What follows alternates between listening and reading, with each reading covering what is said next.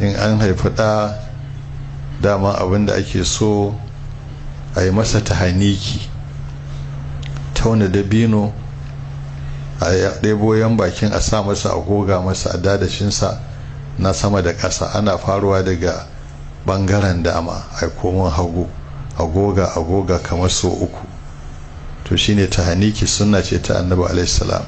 Shi kuma ana yin sa ne in ana son samfur na mutum. Duk wanda ka ɗauki ɗanka ka kai mara wannan to irin samfurin rayuwarsa zai yi.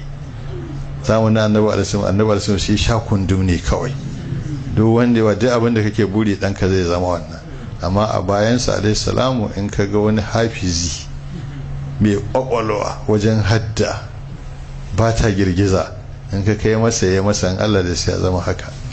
In ka gama haziki ko mai haƙuri ko wani mai tsinkaya ko mai tsoron Allah ko wani wanda ka fahimci na da yardar Allah ko yana da albarka ta ma'aiki salama kai masa, in dai ya mar to haka zai zama.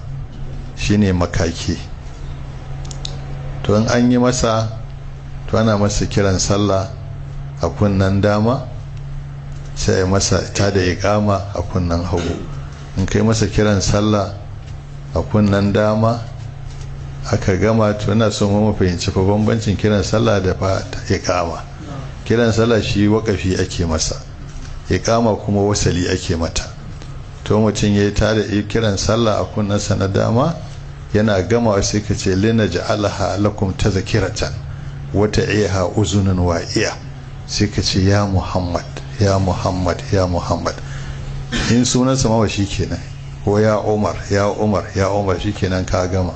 Sai ka komo wani hagu kai ta da igama, kana gama sai ka ce linaj'alaha lakum tazkiratan wa ta'iha uzunun wa'iya ya Umaru ya Umaru ya Umaru, shi kenan.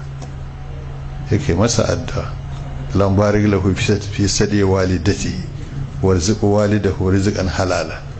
Shi kenan. Allah kaiwa nonon mahaifiyarsa albarka, ka arzuta mahaifinsa da halak, shi ka bashi sai ya tafi. Shi kenan. Shi yasa ka ji laraban sai lillahi darru fulan, lillahi darru shafi'i ko lokacin yake cewa inna lillahi ibadan fudana.